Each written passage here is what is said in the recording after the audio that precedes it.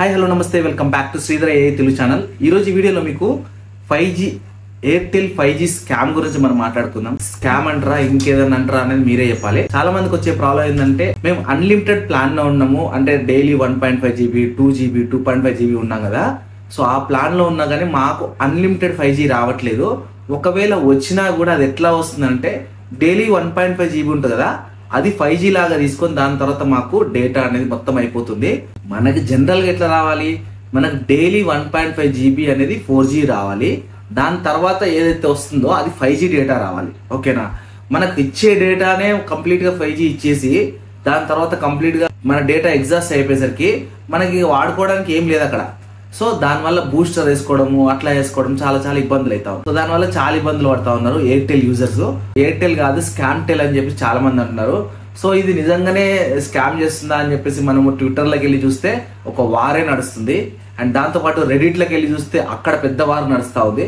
ఎక్కడ చూసినా సరే అన్లిమిటెడ్ పేరుతో ఎయిర్టెల్ అనేది చాలా మందిని మోసం చేస్తుందని చెప్పి క్లియర్ గా చెప్తుంది. ఎయిర్టెల్ అఫీషియల్ వెబ్సైట్ లో ఏం చెప్తుందో ఒకసారి మనం చదువుదాం. Who have 5G enabled devices and have latched onto the Airtel 5G Plus network, can you enjoy unlimited 5G data? Me mobile వచ్చేసి 5G ఫోన్ అయి ఉండాలి, మీరు ఎయిర్టెల్ 5G Plus నెట్వర్క్ తో కనెక్ట్ అయి ఉండాలి. ఆ తర్వాత మీకు ఎయిర్టెల్ థ్యాంక్స్ యాప్ ద్వారా అన్లిమిటెడ్ 5G ఆఫర్ ను మీరు క్లెయిమ్ చేసుకోవచ్చు అని చెప్తుంది. చాలా మంది మా దగ్గర 5G నెట్వర్క్ ఉందన్న, మాకు అయినా సరే మాకు 5G అనేది కనెక్ట్ అవ్వట్లేదు, మీకు దగ్గరలో 5G నెట్వర్క్ లేదు కాబట్టి మీకు నెట్వర్క్ రావట్లేదు, సో అందుకనే మీకు అన్లిమిటెడ్ 5G అనేది కనెక్ట్ అవ్వట్లేదు అని చెప్తున్నారు. చాలా మంది ఏంటంటే మా ఇంటి దగ్గరలోనే మాకు 5G నెట్వర్క్ ఉంది, అయినా సరే మాకు అన్లిమిటెడ్ 5G అనేది రావట్లేదు. ఒకవేళ మనకి ఇచ్చినా కూడా ఇంకొకటి ఏంటంటే మనకి ఇందులో 300 GB డేటా దాటిపోయింది అనుకోండి, స్పీడ్ అమాంతం కట్ చేస్తారు. 455 అండ్ 1799 అనే ప్యాకేజ్ తీసుకున్న వాళ్ళకు అన్లిమిటెడ్ 5G అనేది రాదని క్లియర్ గా చెప్తున్నారు వీళ్ళు. ఏదైతే మనకు అన్లిమిటెడ్ 5G ఇస్తున్నారో, సో ఎప్పుడైతే మీరు యూట్యూబ్ వీడియోలు డౌన్లోడ్ చేయడం కానీ, లాంగ్ వీడియోస్ చూడడం కానీ, హాట్స్టార్ చూడడం కానీ, పెద్ద అంటే ఫైల్స్ డౌన్లోడ్ చేసినప్పుడు కానీ, మూవీస్ డౌన్లోడ్ చేసినప్పుడు కానీ, లేదంటే మీరు వేరే వాళ్ళకి హాట్స్పాట్ ఇవ్వడం కానీ అట్లాంటివి చేస్తే వీళ్ళు కమర్షియల్లోకి తీసుకుంటున్నారట.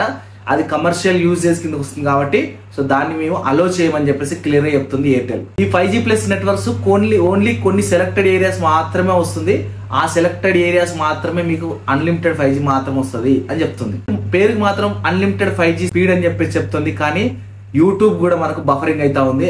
అలాంటి సందర్భాలు చాలా మంది ఎయిర్టెల్ యూజర్స్ ఎదుర్కొంటున్నారు.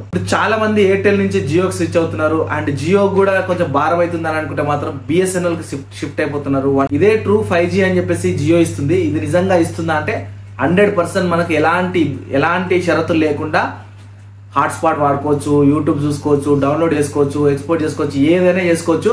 అన్లిమిటెడ్ ట్రూ 5G అయితే క్లియర్ గా ఇస్తుంది, ఎలాంటి షరతులు లేకుండా చాలా నీట్ గా వస్తుంది. ఎయిర్టెల్ తో కంపేర్ చేసుకుంటే జియో చాలా బెటర్ గా ఉంది. కస్టమర్ కి కాల్ చేస్తే సరిగ్గా రెస్పాన్స్ ఉండదు, మీకు వస్తుంది అని చెప్తారు. మీరున్న ఏరియా నెట్వర్క్ పరిధిలో లేదని చెప్పడం, దానివల్ల మీకు నెట్వర్క్ రావట్లేదు, 5G అన్లిమిటెడ్ రావట్లేదు అని చెప్పడము, సరైన సమాధానాలు సరైన ఆన్సర్స్ చెప్పలేకపోవడము.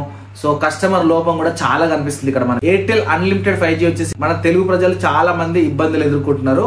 సో చాలా మంది జియోకి స్విచ్ అవుతున్నారు, అండ్ జియో కూడా కొంచెం భారం అనిపిస్తే స్విచ్ అయిపోతున్నారు.